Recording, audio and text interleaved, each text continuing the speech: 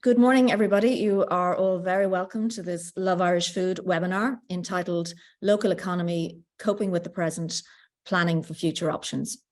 We are delighted to be welcomed by an excellent panel of speakers this morning. We will kick off with Gerard Brady, Chief Economist of Ibec. We'll then hear from Natasha Adams, Chief Executive Officer of Tesco Ireland. And then we'll finish the webinar with David Berry, Managing Director of Kantar Ireland. And all will bring, I think, insights and expertise on particular areas, which should make for an interesting hour or so ahead of us. First, I'm joined by Kieran Rumley of Love Irish Food. And Kieran, against a volatile landscape of Irish food and Irish food retailing at the moment, interesting time to be having this event.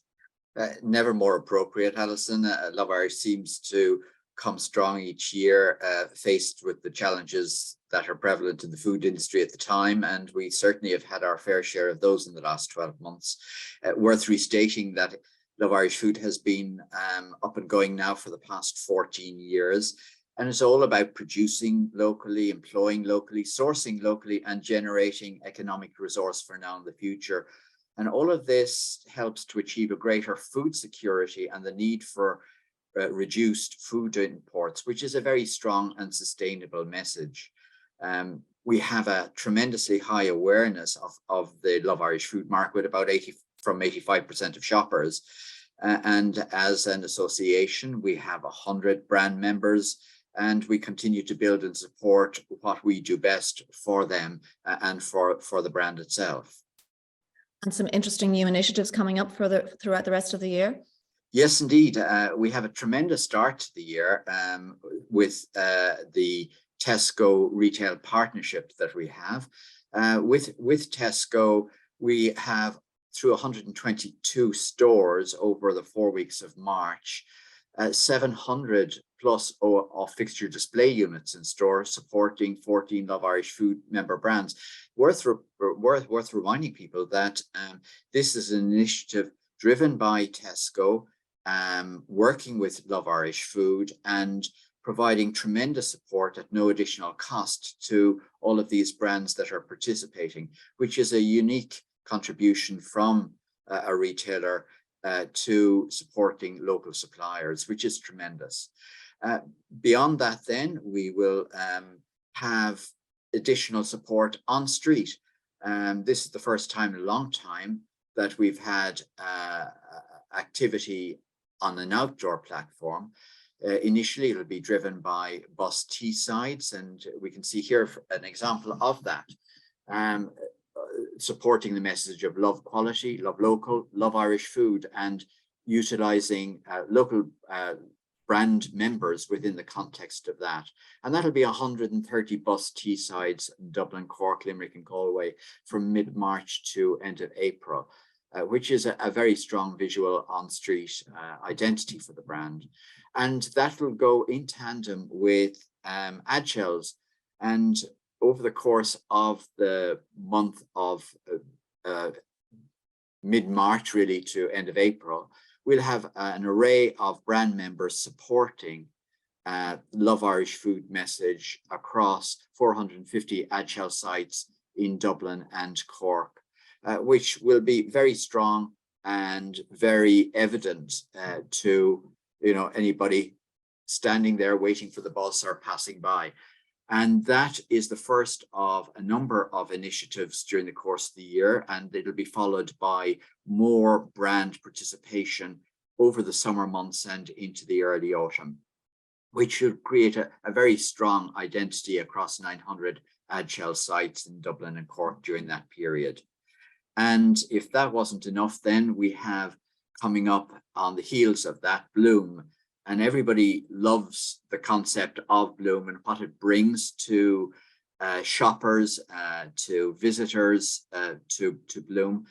And we'll have this year about 28 Love Irish Food companies participating in the food and in the Bloom in sections at Bloom. It'll be a whole new reimagined Bloom this year. And there will be a tremendously strong Love Irish Food presence at it, generating a lot of interest for visitors and equally for our exhibitor members that'll be there. Excellent. Well, I can speak personally. Bloom is one of the favorite weeks of the year. It's just such a great opportunity to meet customers and fellow suppliers. So really looking forward to that. So thanks, Kieran. So we're going to jump into our agenda for the rest of the morning. We are delighted to be joined by Gerard Brady, Chief Economist of Ibec, who's going to take us through some macro trends that are impacting us all at the moment. So over to you, Gerard. Thanks, Alison, and good morning, everyone. My presentation is called The Outlook for the Irish Consumer. So what I'm going to take you through today in 15 minutes or so is the outlook that we see for the Irish consumer economy, where the kind of global macro environment is, and what that means from a consumer and a household level, how that might feed through over the coming months and in through 2023. The first thing to say is that the growth we're experiencing in domestic demand in the Irish economy has been slower for obvious reasons, but because of COVID and the war in Ukraine and broader global challenges than it has been in recent years. Average annual domestic demand is up by about 3% on average in the years between 2020 and 2024. This is compared to closer to 4% over the course of the last decade before COVID.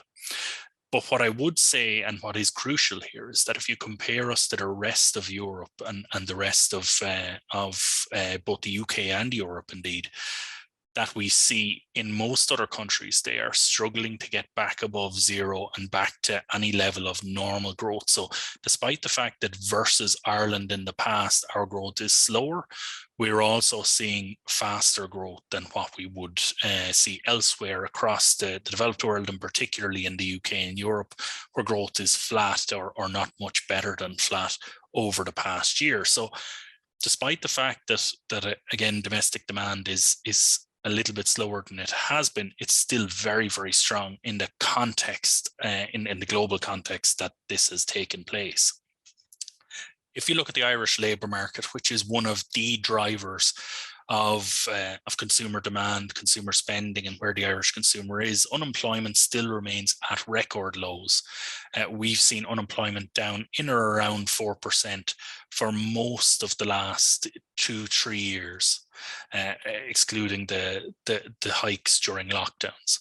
So we've seen persistently, as the labour market has reopened, that bounce back in the labour market back to low unemployment levels, high employment growth, and indeed skill shortages across lots of sectors. We've seen some bumps recently, particularly in the ICT sector, where there have been, unfortunately, cyclical related layoffs. But what I would say is that is on the back of significant growth. That sector added almost 50,000 jobs since 2019.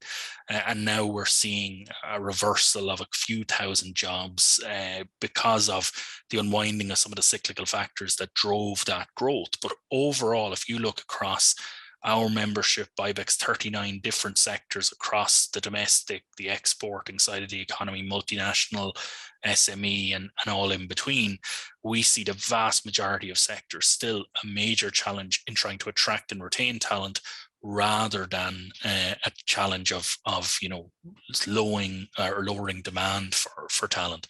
So we see from a household point of view that is driving higher incomes, higher disposable income, which is up 10%, the gross amount of disposable income in the Irish economy relative to the pre-COVID period. We're also seeing strong growth in wages across lots of different sectors, probably in the 3 to 4% range, and we're seeing continued employment growth. We think employment will grow by about 3% again this year. So all of that added together is leading to growth in disposable incomes at a macro level, which is very strong compared to other countries across Europe.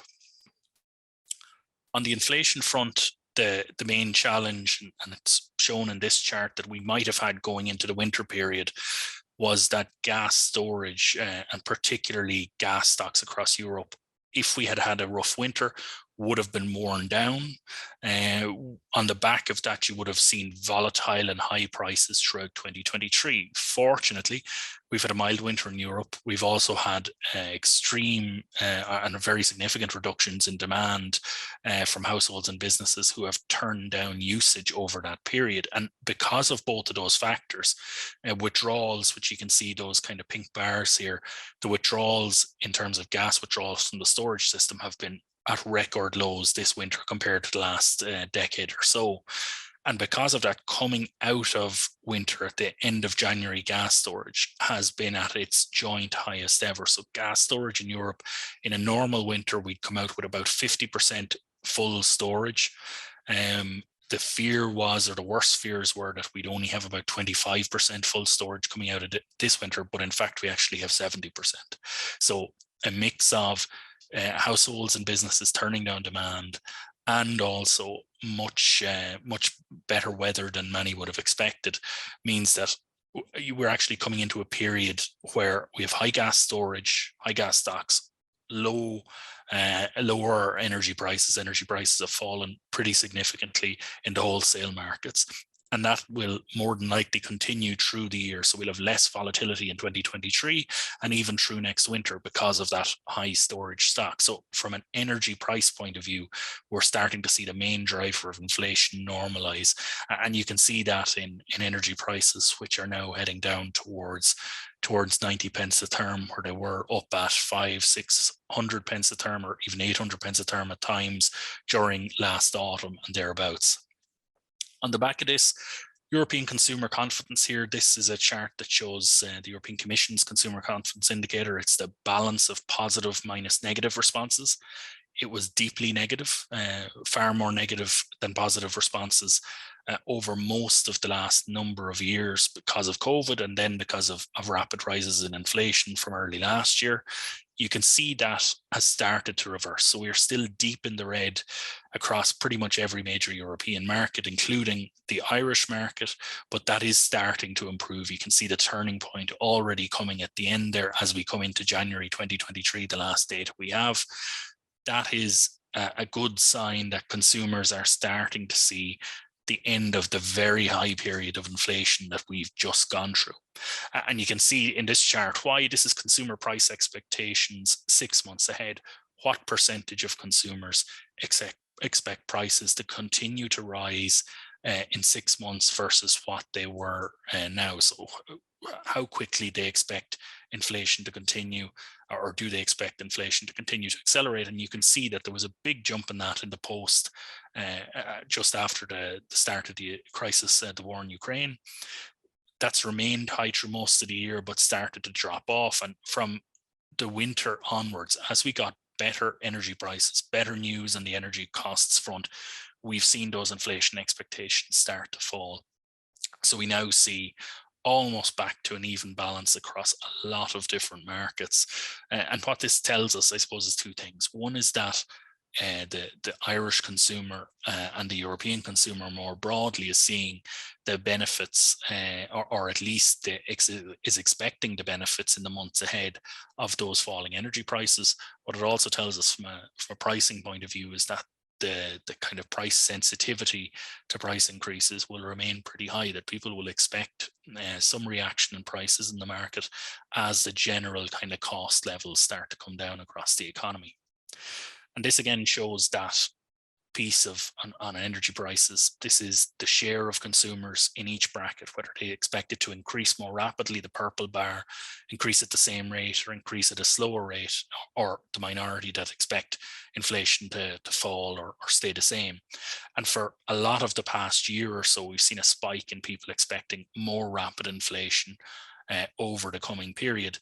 That has more or less fallen away now, that people expect that we've reached peak inflation. And indeed, the signs are that over the coming weeks and months, probably more so in the period after the summer, we'll start to see the end of that peak inflationary period, and some of those changes in wholesale markets, in commodities markets, in transport costs globally, that are all starting to normalize in the post-pandemic, post-Ukraine war period, that those will start to come down. So consumers are already expecting that ahead. They're observing that coming down the line. I suppose one of the big changes we've seen for the Irish consumer is where consumers are.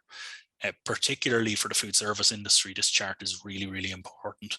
If you look at the labour force data now, we see in office-based sectors, so professional services, financial services, ICT, between 60 and 80% of the workers there are now in a primarily or partially remote, so they're in a hybrid or fully remote sector. So they work at home mainly in the majority of cases, so more than 3 days a week or more, and they work sometimes at home for a minority as well. So that is in office-based sectors, very much a trend that has continued. We see no sign of it dropping back significantly. It did drop back as we reopened after COVID, for obvious reasons, but it's now kind of settling at those levels in office-based sectors.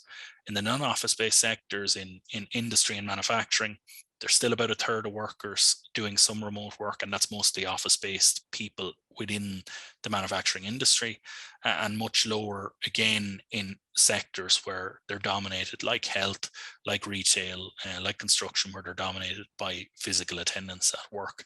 But the main thing, I suppose, to take away from this is that those trends that settled in during COVID are now becoming very settled, that they aren't changing hugely, and we're seeing no drive back into the office on any significant scale.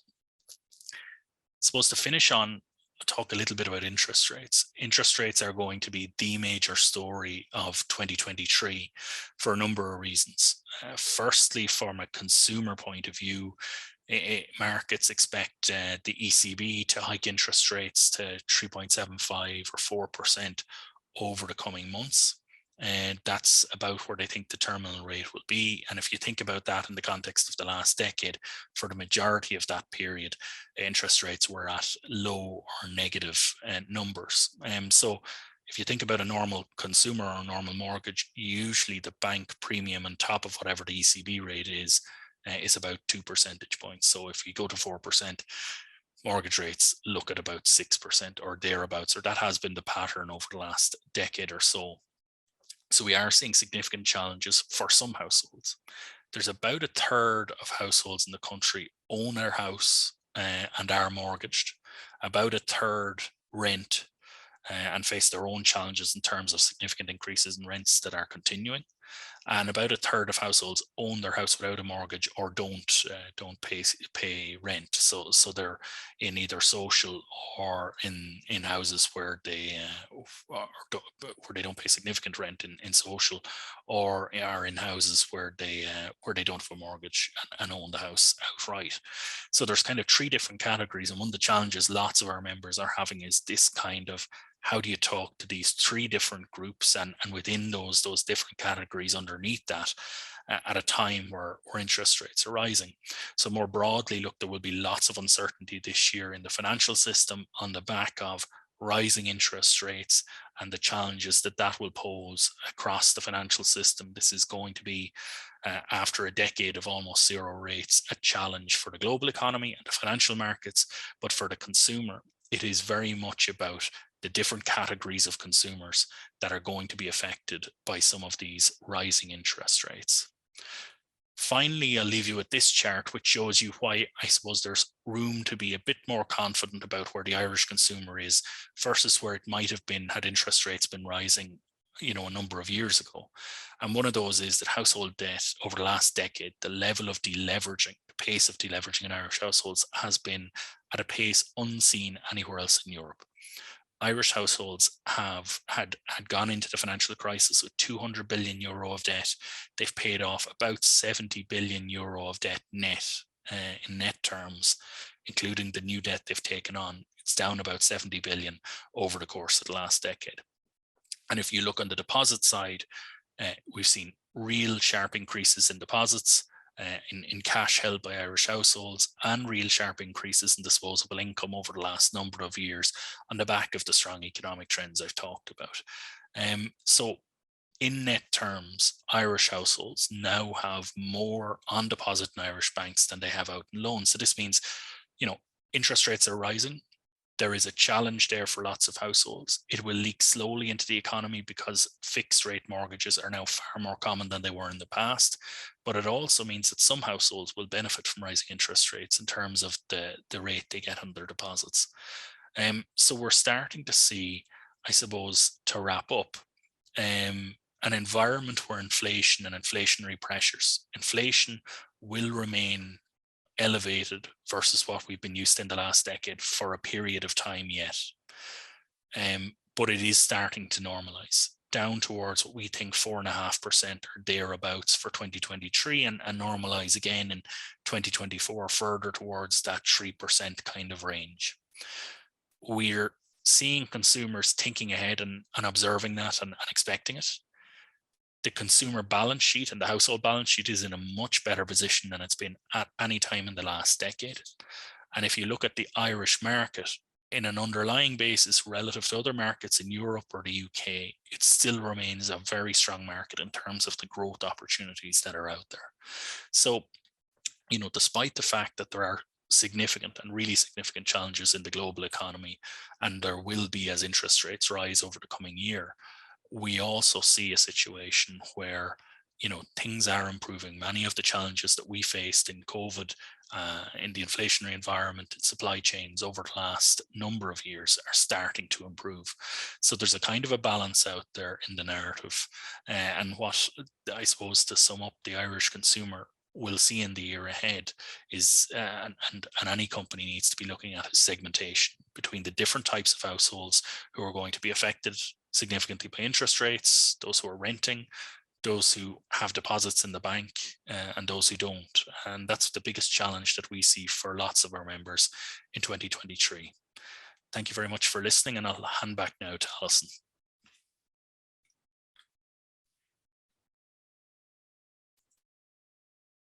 Some really encouraging news there, I think, for all of us. Obviously, we're not out of the woods yet, but some very positive news coming through. So I'm going to now introduce our next speaker. We are absolutely delighted to have Natasha Adams, the CEO of Tesco Ireland, with us. And as Kieran was mentioning earlier, a huge cooperation with Tesco and Love Irish Food over the last period and into the future. So really looking forward to hearing Natasha as she brings us through her presentation. You're very welcome, Natasha. Thank you very much, Alison, and good morning, everyone. I'm delighted to be here and be able to contribute to this morning's discussion from our very unique position, and a very proud position, in that we are Love Irish Food's only retail partner, and we really do appreciate that partnership and the opportunity that it provides and the platform it provides for Irish food and drink products in our stores.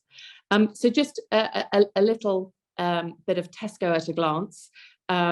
So we celebrated a huge milestone last year in that we have been in operation in Ireland for 25 years, so serving customers and communities across Ireland for 25 years, something we're very, very proud of. We now have 165 stores and more than 13,000 colleagues across the country in our distribution centres, our stores and our head office. We continue to prioritise the relationship with our suppliers, our customers and our communities across the country. I'll talk to suppliers in a moment, but I did just want to touch on the contribution our colleagues in stores make across the country and locally for some really important causes. Through the generosity of our colleagues and customers, we've donated €8 million to our partnership with the Children's Health Foundation, including Temple Street, something that's very, very close to my heart. And I was very proud to work with the team at Temple Street and open the new CT scanner a couple of weeks ago that our colleagues and customers purchased for them. Through our community fund, we've donated €7 million, and over 22,000 community groups across the country have benefited. And we have a very long-standing partnership with Food Cloud and more recently Olio, where we redistribute food waste so that it goes and helps provide food for those in need, all of which we're very proud of and continue to commit to moving forward. To celebrate our 25th year, we asked Indicon, who are an international economist consultants, to do a socio-economic study of Tesco's contribution in Ireland. And we were delighted with the results. The analysis found that Tesco is the single largest retail purchaser of Irish food and drink in the world.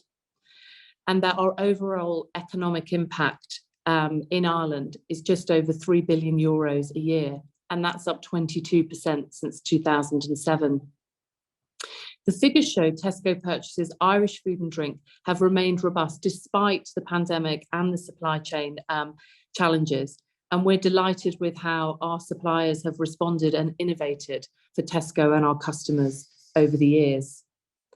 The total value of Irish food and drink purchase last year for Tesco alone was worth more than any agri-food exports to France, Germany, the Netherlands, or the US, and we reached a value of €1.6 billion. These exports are drawn from a pool of over 500 small and medium Irish local suppliers that we work closely to fill our shelves with every year. The exports to our Tesco stores in the United Kingdom and into Central Europe have grown 47% over the last 15 years. And this growth is a massive tribute to Irish farmers, Irish producers and suppliers, as well as the state agencies who help to promote Ireland and the Irish food and drink industry. And look, for us, it's a real testament of the quality of Irish produce and the esteem in which it's held in globally. In the last 12 months, the first 12 months in my role, I've met a whole host of creative and innovative suppliers from Cork to Galway to North Dublin, and I have been absolutely blown away by the passion, the dedication, and the resilience of the Irish food sector, and the commitment really is unwavering.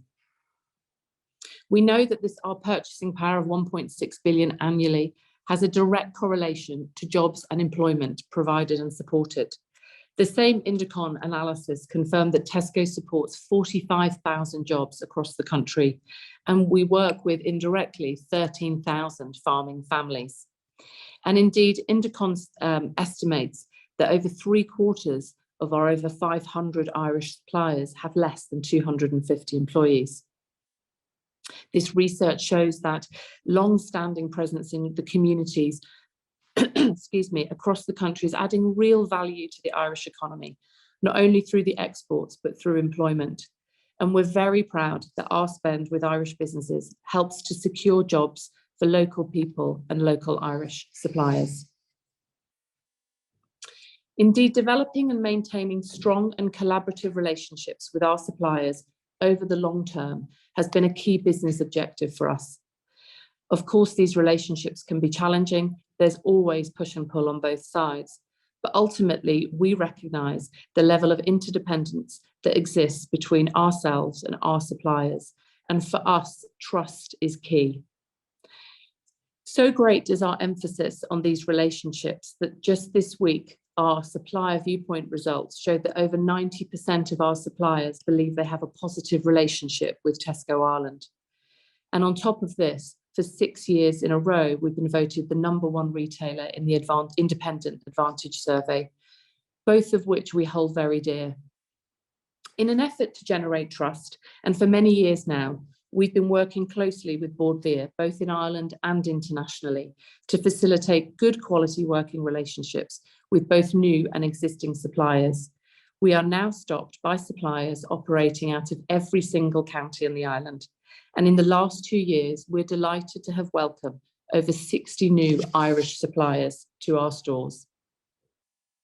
One such trusted and very collaborative relationship is the one we have with McCann Orchards. And I thought today was a great opportunity just to share this one example. We've been very lucky to be able to work with the McCann family for 25 years. Indeed, through their proactive approach to driving the supplier-retailer relationship, last year, we were delighted to be able to announce our latest partnership with these growers by supporting their Modern Orchard initiative. This project has seen previously international-only varieties of apple and pears now grown and sourced for the first time in Ireland, in Tullyallen in County Louth. Through a 2-year partnership with Tesco, to the value of €2.5 million, McCann's will plant over 100,000 trees in Tullyallen using a novel fruit growing technique, delivering 3.5 million apples and pears of the finest quality to our Tesco shelves. We see this as a win-win for us, for McCann's, for Bord Bia, and ultimately for our customers. And I've got a little video I thought we'd share to bring it to life. This year, Tesco is celebrating 25 years in Ireland. It's very exciting to announce new innovation with one of our long-standing suppliers, McCann's Orchards. We're a third generation family in the apple business in Ireland. We have been in partnership with Tesco for over 25 years at this stage. The eating apple category in Ireland is a highly import-dependent category. Kantar World Panel valued the market at 132 million, corresponding to a volume of 55,000 tonnes. The innovative growing technique adopted by the McCann family means we can reduce our reliance on imported produce, resulting in less air miles and carbon emissions over the coming years. We started this project May 21. We've surpassed what our own expectations was of what we could actually do to achieve the quality of fruit and things that we've grown here, which nobody thought was possible.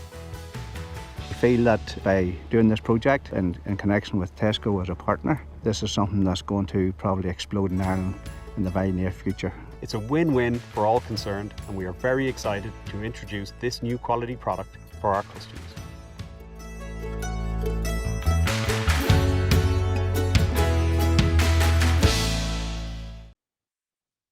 So, on to our Love Irish Food partnership. As I mentioned, we are Love Irish Food's first and only retail partner, having announced the partnership in July 2021. Love Irish Food have over 60 branded supply members, and I'm delighted to say that over 70% of them are listed in Tesco Ireland. Under this partnership, Tesco and Love Irish Food have staged 4 in-store activations through which we highlight the fantastic brands available across our stores. And as it happens, we currently have an activation live in store as of now. So feel free to pop in, sign up for a club card and spend plenty of money. Tesco also co-hosted with Love Irish Food a series of virtual Meet the Buyer meetings between members and our own buying team. And to date, this activity has resulted in the introduction of new suppliers, Legacy Artisan Cider, Spice of Life, as well as additional ranges from suppliers, Alison, in your own heartland, East Coast Bakehouse, also listing. And to further demonstrate our commitment, we've also introduced a Love Irish Food Supplier of the Year award as part of our supplier conference. Britvic won the award as an acknowledgement of their work to nurture and grow iconic Irish brands such as Ballygowan, Maiwaddy, Club, TK Lemonade and Sidona, whilst maintaining the manufacturing of these brands in Ireland. In an effort to not only recognise and support local suppliers, we're also keen to ensure our stores are locally relevant to our customers and communities. And it must be said that we're taking this approach quite regionally and quite specific. It can be quite challenging in the scale of Tesco, but that's forcing us to ensure that our processes are sufficiently flexible to enable us to collaborate with suppliers who may have very different approaches. Through the opening of our 9 new stores in Galway, we were able to put this flexibility to the test, to much success. As a result, we were able to bring on board 33 new artisan suppliers from the west of Ireland into our business. And I'm pleased to report that these suppliers are performing really well within the Tesco team.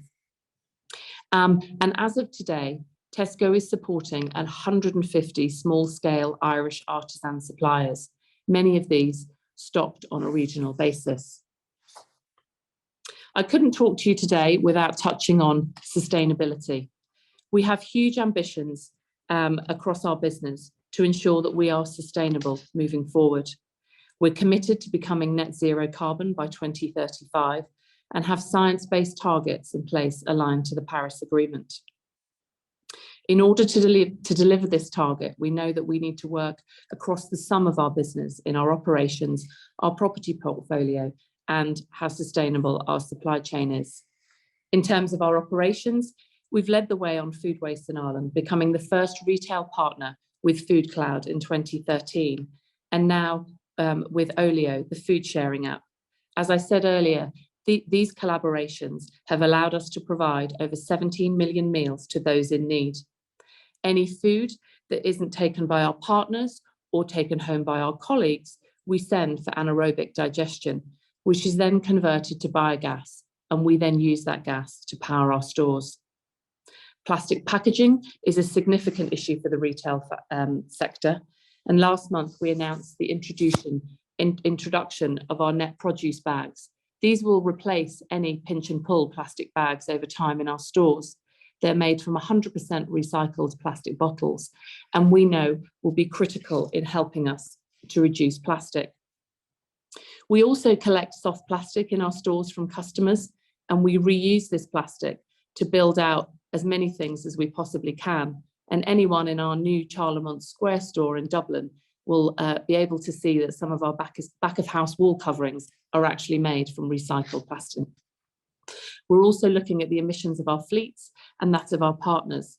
And late last year, we introduced our first electric grocery home shopping vehicle, as well as working with our partners on decarbonising our large vehicle fleet. We're constantly looking at the portfolio of our property, and we know that we have done a lot, but have a lot still to do. Our energy suppliers are 100% green energy. And in addition, we have a wind turbine at our distribution centre in Donabate. We're rolling out solar panels on the stores that we know can use this technology, and we've got them live in Liffey Valley and Naas as we speak. We're also doing simple things like adding doors to our fridges, which keeps them cooler for longer and uses less energy. In terms of produce, we know as a Tesco group, we have set a target that all growers in the Tesco supply chain will be certified to LEAF standard by 2025. This standard recognises more sustainably farmed produce. It presents a bit of a challenge for us here in Ireland because of the small land holdings and that exist in such close proximity. But we're working with Bord Bia to introduce and support how we can integrate the LEAF standards into the Sustainable Horticulture Assurance Scheme. And we're also working in close partnership on Origin Green. So what next for 23? As a business, we're acutely aware that the current cost of living crisis has placed a huge burden on many individuals and families. And as a result, our commitment to serving our customers and communities and working collaboratively with suppliers has never felt more important. We are committed to our 500 plus Irish suppliers, many of which are local family-run businesses, and we have every intention of continuing to play a constructive role in supporting Ireland's economy for many, many years to come. As we roll out our plans across 23-24, we will be transparent and trusted and build on those relationships. As I mentioned before, we have a renewed focus on artisan producers and providing regionally relevant offer to our customers alongside the bigger brands. And we know that due to the cost of living, more and more customers are shopping more frequently whilst looking to buy less or buy own brand. With that in mind, I encourage all suppliers to work with us, to talk to the team and to start building the relationships so that we can continue to promote and support local Irish brands as a way of appealing and resonating with our customers. I'd like to thank you all for your time and to thank Love Irish Food.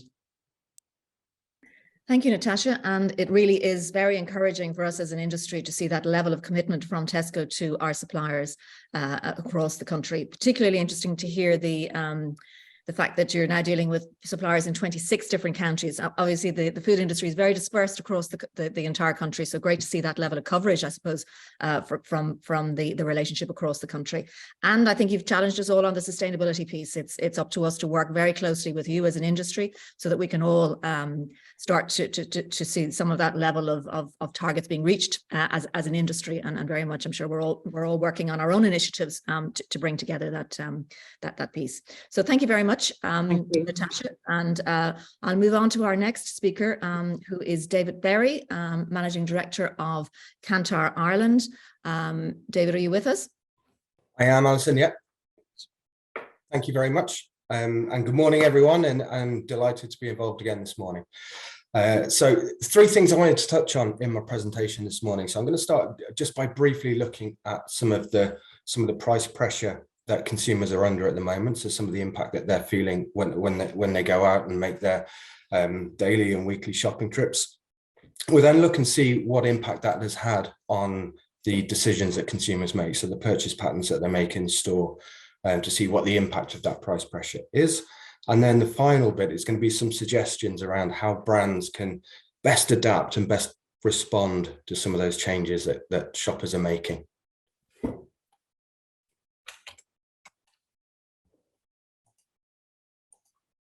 So, as I mentioned, I'll start just by what the biggest trend and theme that we've seen coming through in the data that we collect every week and every month in Ireland has really been the increase in price that consumers are having to pay for the items that they go out and buy. We know about the pressures that are coming through in terms of the supply chain, and that is very much feeding through to the price that consumers are paying on shelves. So if we think back to this time last year, so February 2022 is pretty much in the middle of the slide here, we saw that the price inflation within grocery items stood at 2%. But fast forward through to February this year, on the right hand side here, we see that that's increased to 16%. So traditionally, we've been used to really, really low levels of inflation. And you can see that by looking at the left-hand side of the slide. It was 2%, 1%, 0%. So it has come as a shock to consumers. And if we translate that into real money, then if consumers continue shopping the same way that they were last year, they're having to find an additional €100 each month to pay for the price increase that's coming through.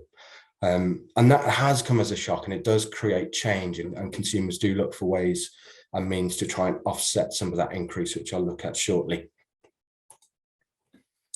And we often talk about the average consumer, and that €100 is very much an average number. But actually, when you delve below the surface a little bit, it is different from each consumer to the next, and from every household to the other. And actually, some people are less impacted by some of the cost pressures that we see, and they would be classed within the comfortable group here. We've implemented a fairly simple segmentation, but it's a way to just get beneath talking about the average consumer and trying to understand some of the differences and different dynamics that are at play. So we classified people into these 3 groups. So comfortable, managing, and struggling. And it's interesting, actually, if we look and see how many Irish households fall into each of these groups, then the biggest group is the managing group, so 52%. And they understand that there are pressures out there, but actually their circumstances mean that they are able to manage with the pressures there. And then you've probably got a quarter of people who are comfortable and a quarter of households that are struggling. And actually, it was really interesting to hear from Jared's presentation earlier, just how the sentiment has improved. Because it's quite interesting when we asked this and when we updated this in October, the struggling group was much more significant. So almost a third of households were classified as that struggling group. So that's reduced down, meaning that there's a bigger number of people in the managing group. And actually, there's a slight increase in the number of people who are comfortable. So some good signs that actually there is some momentum being made. People are becoming a little bit more confident. They're getting used to, I guess, the price increases that are there, and it's becoming part of what they deal with on a day-to-day basis. So the second bit I wanted to talk about was some of the changes that this then brings about for consumers.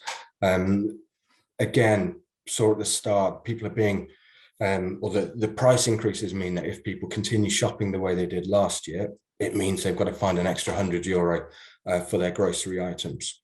And people are looking to reduce that down. And there's really 3 ways that they're doing that. So the first is actually to absorb the inflation, accept that the prices are going up, keep buying the same items that you did last year, and accept that you're going to pay that €100 more for them.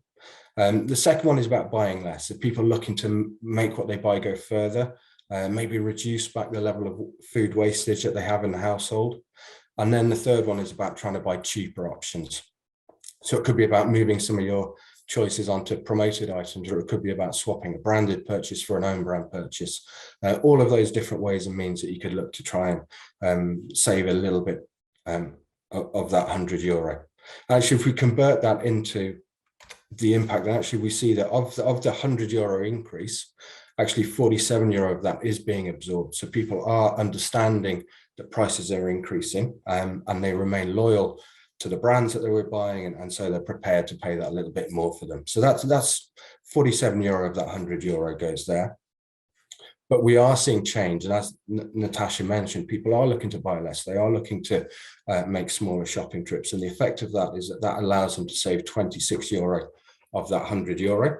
And then the final one is about making some of those choices to cheaper items, and this is the balance here, so 27 euro. So again, we've got a fairly even split between half of it is being absorbed by consumers, a quarter is being saved through buying slightly less, and then a quarter being saved by buying cheaper options. And just touching on those last 2 points in a little bit more detail, the reduced volume is very much coming through in that what we would call a little and often approach to shopping.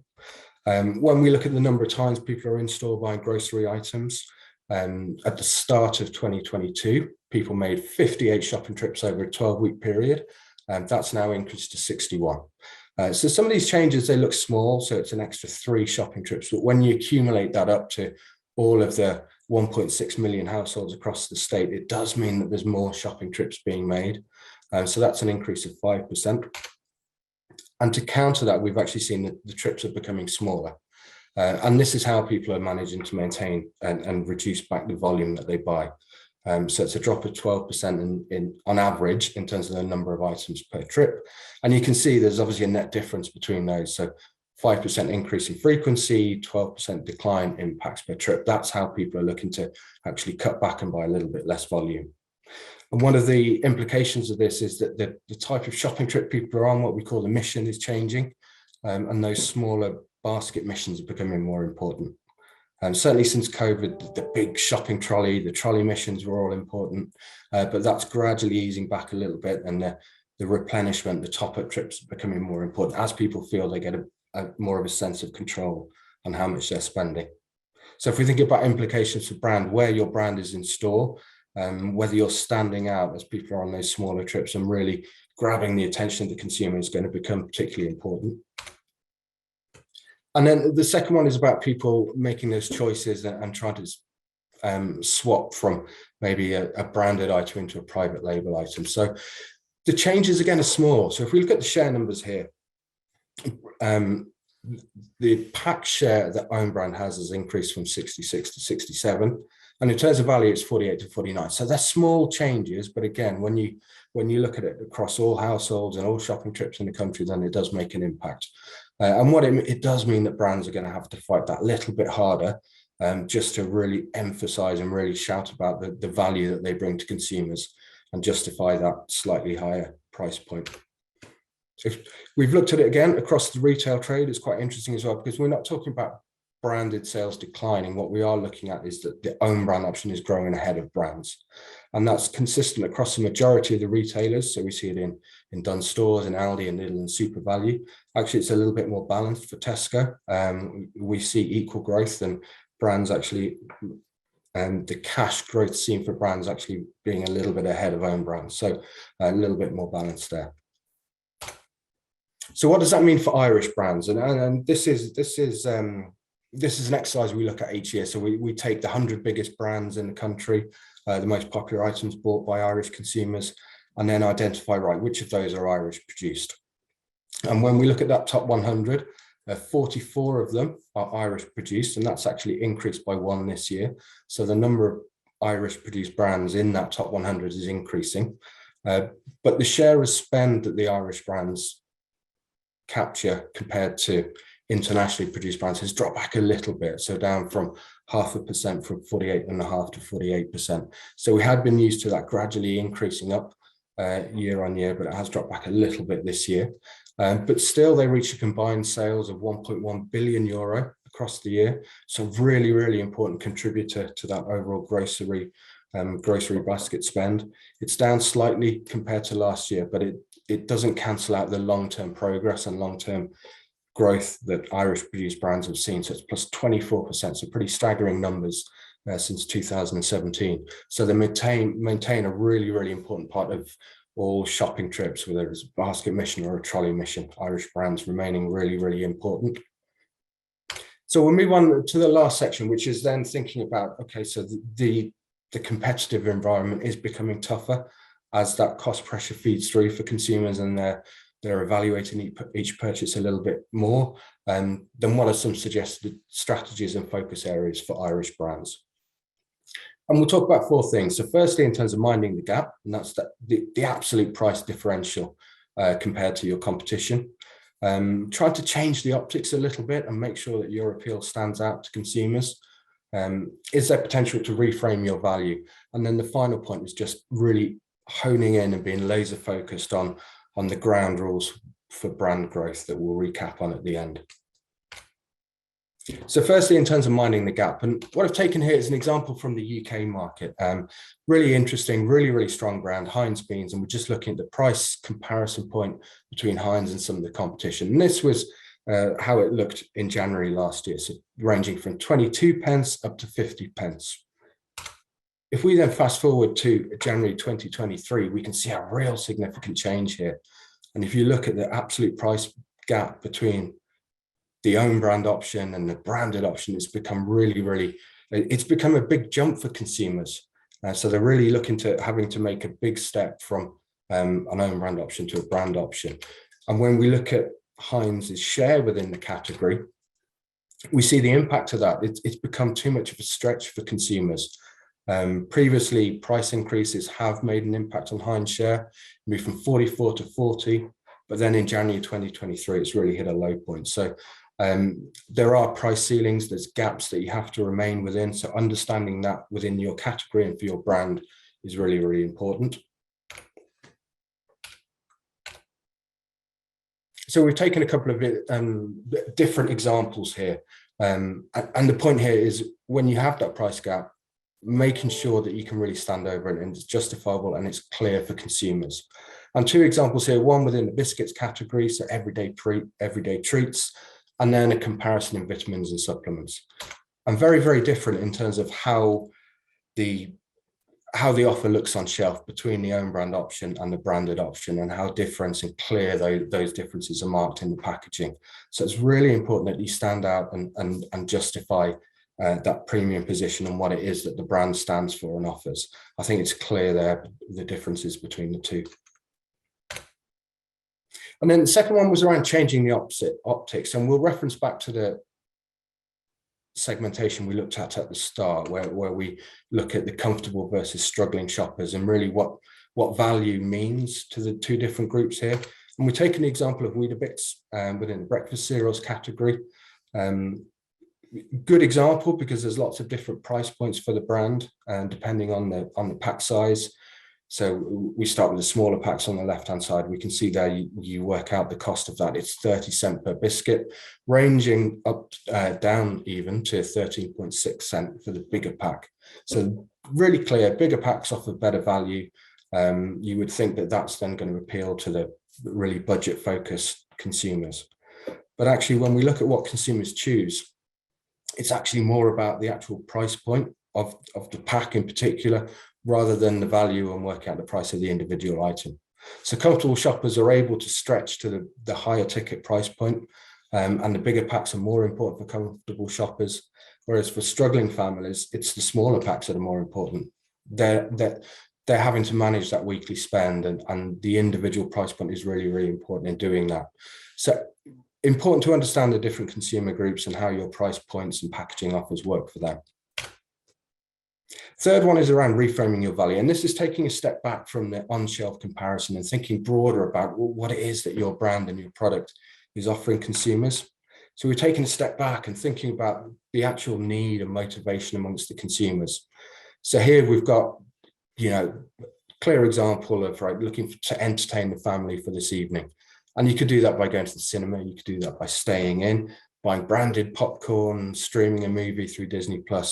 Or you can go for the own label option and go for what's on the TV that night. And there's different price points here. So traditionally, we might think, okay, well, my brand is competing with the private label option. Was actually, if you take a step back, there's an opportunity to really reframe that proposition for the consumer. And actually, you're offering a real clear saving because you're trying to recreate that cinema experience in home. And actually, the reframing there means that the value that you're offering for the consumers is very different, and moving it away from just the price point itself. Okay, so to finish off, just wanted to recap on what we believe to be some of the ground rules for growth. So there are challenges at the moment. The price pressure is there for consumers, meaning there are short-term decisions and responses that we need to make. But we also need to make sure that we're aligned and our plans and strategies are linking in with what we know are the long-term rules for growing and building brands. And it's really about trying to increase consumption occasions. So what is it that you can do, and which of these strategies can you tap into to make sure that you're appealing to and broadening out your appeal in terms of consumption occasions? And that could be about targeting different consumers. So we talk about the more targets on the left-hand side. So trying to widen your appeal, organic, gluten-free, some of those areas that have grown in importance in recent years means that you can tap into different consumer groups. It could be about more consumption occasions in the middle. So trying to expand your brand to tap into more of those moments across the course of the day. Or it could be about horizontal innovation, where you take your brand on the right-hand side here and move it into additional categories.